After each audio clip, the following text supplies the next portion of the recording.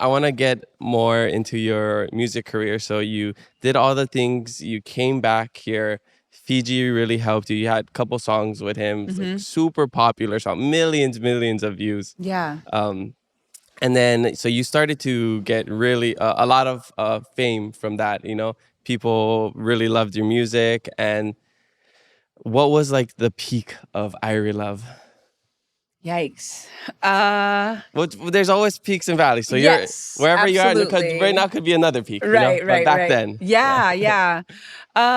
You know, I think it was the reception of my song, My Love, because the story behind that is, I don't even know if Fiji remembers this. I have to ask him again, but I was in this studio with Dimitri, who is now owns the Rainforest Room in Nu'uanu, where, you know, they did all the music for Chief of War. And like, it's this incredible studio that I'm so grateful to have access to, because Dimitri was my brada from Kailua, and we had like this small studio above his garage.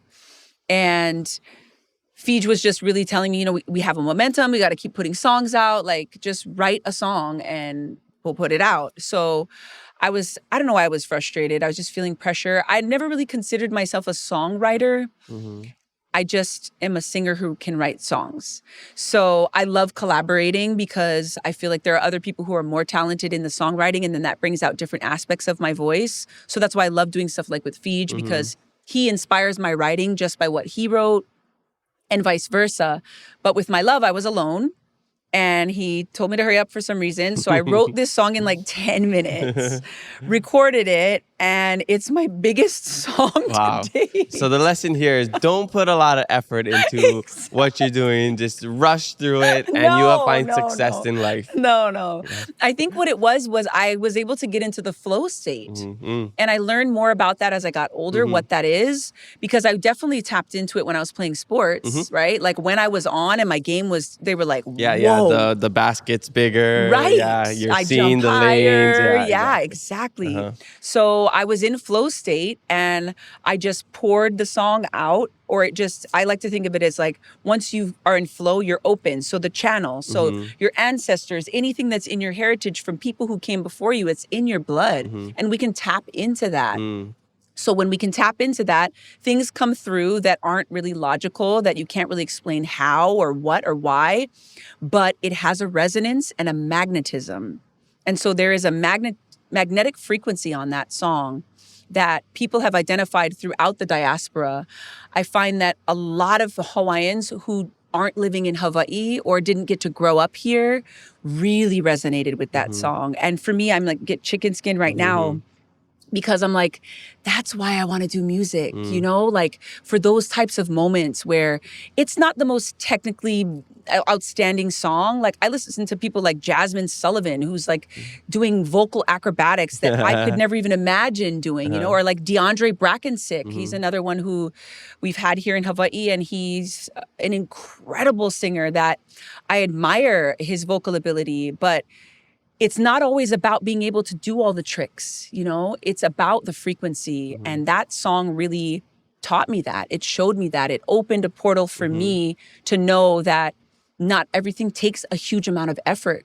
Sometimes it's just to be in the moment and be present and allow something to come through.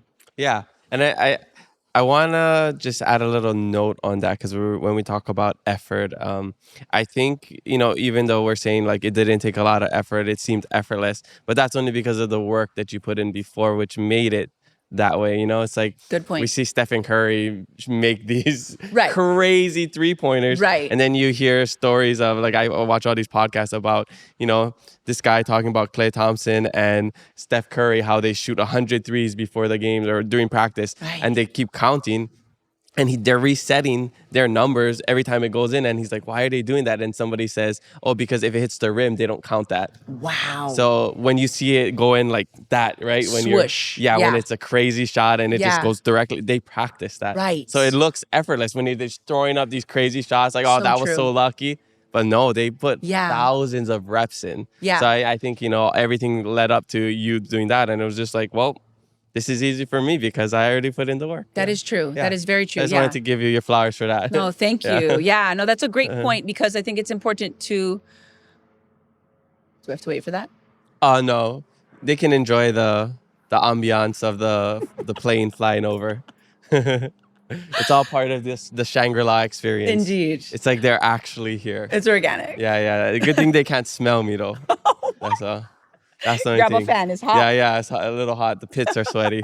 But yeah, the work that we put in, I think it is a very important point to make, because at the same time, that it's beautiful that we have a way to connect, and we have the internet, and we have all these devices where we can share with millions of people immediately, and people can go viral off of one little thing. At the same time, I have seen evidence of, these people who go viral on TikTok as an artist, and then they go to do a tour and it flops because they haven't put the work in. And as much as work can be frustrating or painful, at the same time, I believe that that is how humans are designed. We're designed, pressure makes diamonds. It's like you have to endure the pressure in order to hold something. So sometimes we can grab something because it's accessible, but can you hold it? The holding it comes from building the strength over time. And so that's when those little moments can happen, like My Love, where I'm able to just spit this song out and it has huge resonance, because since 1999 up to 2013, I was writing and creating and touring and performing and all the things. Yeah, yeah. So it wasn't just like a one overnight sensation. There was Right. years before that. True.